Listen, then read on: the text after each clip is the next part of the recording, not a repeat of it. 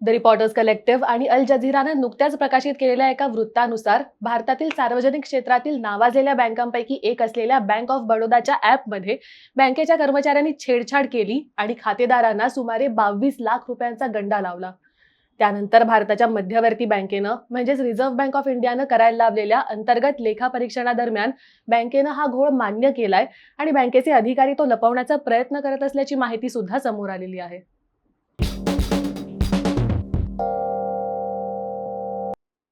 नमस्कार, मी प्राजक्ता आणि मेड सिंपलच्या आजच्या भागात आपण भारताच्या सार्वजनिक बँकिंग क्षेत्रातील हा खळबळजनक घोळ नक्की काय आहे आणि तो कसा समोर आला हे समजून घेऊया. द रिपोर्टर्स कलेक्टिव्ह आणि अल जझीरानं 11 जुलै रोजी प्रकाशित केलेल्या वृत्तानुसार भारताच्या सार्वजनिक क्षेत्रातील दुसरी सर्वात मोठी बँक असलेल्या बँक ऑफ बडोदानं त्यांच्या कर्मचाऱ्यांना बँकेच्या नव्या बीओबी वर्ल्ड या ॲपवर ग्राहक जोडण्याचे निर्देश दिले होते. शिवाय प्रत्येकाला ठराविक उद्दिष्ट देण्यात आली होती. जर कर्मचाऱ्यांनी त्यांना ठरवून दिलेली उद्दिष्ट पूर्ण केली नाही तर त्याचा परिणाम त्या कर्मचाऱ्याला भोगावा लागत होता. यामुळे त्रस्त झालेल्या काही कर्मचाऱ्यांनी ही उद्दिष्ट पूर्ण करण्यासाठी बँकेच्या खातेदारांच्या खात्यांमध्ये छेडछाड केली आणि ज्या खात्यांना कोणताही मोबाईल क्रमांक जोडलेला नव्हता अशा काही खात्यांना त्यांचे स्वतःचे मोबाईल नंबर जोडले आणि त्यांना ठरवून दिलेली उद्दिष्टे पूर्ण केली. त्यात काही कर्मचाऱ्यांनी त्यांचे मोबाईल नंबर ग्राहकाच्या खात्याला जोडले असल्याच्या संधीचा फायदा घेत या खात्यांमधून पैसे सुद्धा काढले. हे वृत्त समोर आल्यानंतर अशा प्रकारच्या 362 खातेदारांना एकूण 22 लाख रुपयांचा फटका बसला असल्याचं म्हटलं जात आहे. त्याचवेळी सुमारे 4,22,000 खात्यांना खोटे मोबाईल क्रमांक जोडले असावेत असा अंदाज सुद्धा बँकेनं देशभर केलेल्या अंतर्गत लेखापरीक्षणातून समोर आला आहे. यात गरीब, अशिक्षित आणि अल्पवयीन खातेदारांना याचा जास्त फटका बसला असेल अशी माहिती सुद्धा समोर आलेली आहे.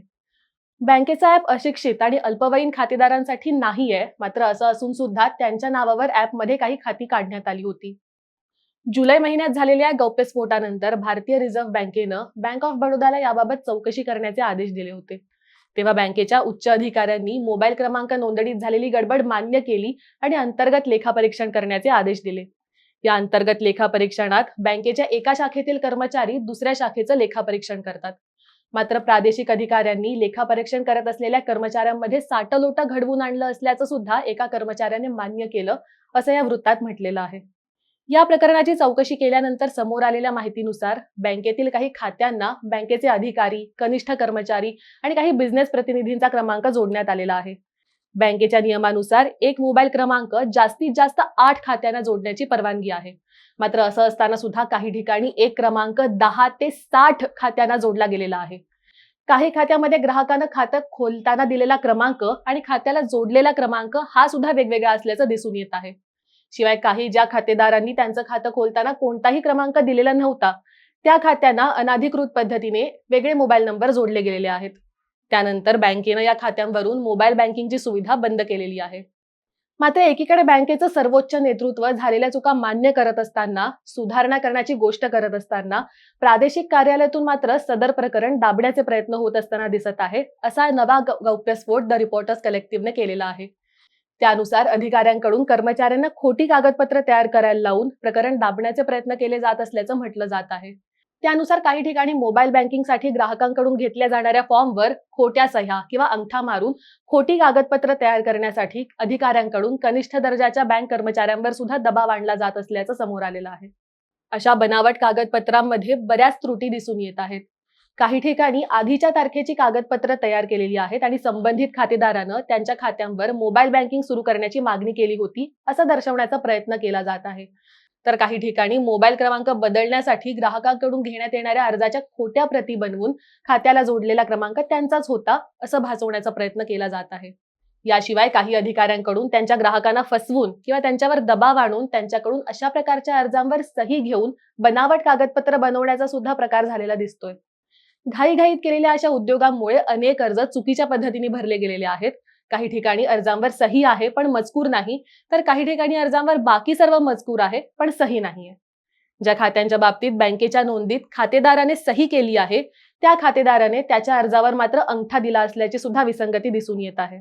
सादर करण्यात आलेल्या काही कागदपत्रांवर लेखापरीक्षणाच्या दिवसाची तारीख आहे, मात्र त्यांची मोबाईल बँकिंग खूप पूर्वीपासूनच सुरू करण्यात आली होती. सादर करण्यात आलेल्या बहुतांश कागदपत्रांमध्ये कोणत्या ना कोणत्या प्रकारची त्रुटी दिसून आलेली आहे असं सुद्धा या वृत्तात म्हटलेलं आहे. घडलेल्या फसवणुकीची व्याप्ती बरीच मोठी असल्याचं मानलं जात आहे आणि एका विभागातील संबंधित अधिकाऱ्यानं त्या विभागातील नोंदणी झालेल्या खात्यांपैकी 25% खात्यांमधून मोबाईल क्रमांक हटवण्याची शिफारस केली आहे. बँकेकडून सुरू असलेलं अंतर्गत लेखापरीक्षण अजून सुद्धा पूर्ण झालेलं नाहीये. असं असताना सुद्धा ही जी माहिती समोर आलेली आहे ती अतिशय चिंताजनक ठरते. बँकेचं लेखापरीक्षण पूर्ण झाल्यानंतर त्याचा अहवाल भारतीय रिझर्व्ह बँकेकडे सादर केला जाईल.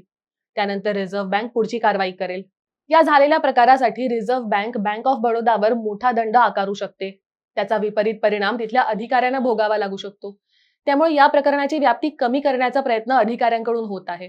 त्यासाठी खोटी कागदपत्र सादर करण्याचे आदेश त्यांनी त्यांच्या कनिष्ठ कर्मचाऱ्यांना दिलेले आहेत. मात्र सदर आदेश तोंडी असल्यामुळे हा घोटाळा नंतर कनिष्ठ कर्मचाऱ्यांवर उलटेल अशी भीती कर्मचारी आणि त्यांच्या संघटना व्यक्त करत आहेत. आता ही माहिती समोर आल्यानंतर रिझर्व्ह बँक नक्की काय कारवाई करणार आहे याकडे सर्वांचं लक्ष लागलेलं आहे.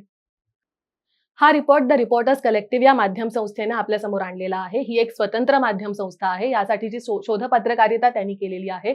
या रिपोर्टमधनं आपल्या लक्षात येईल की अशा प्रकारच्या स्वतंत्र माध्यम संस्था जे काही काम करतात ते कशा प्रकारे ग्राहकांच्या म्हणजेच तुम्हा आम्हा आपल्या सर्वांच्या हिताचं असतं.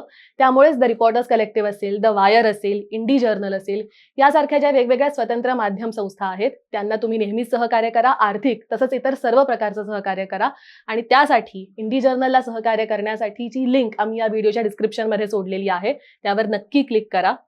तर हा होता इंडी जर्नल मेड सिंपलचा आजचा भाग. आमचे असे इतर अनेक माहितीपूर्ण व्हिडिओज बघण्यासाठी आमचं चॅनल सबस्क्राईब करा. हा व्हिडिओ लाईक करा, शेअर करा आणि पाहत रहा इंडी जर्नल.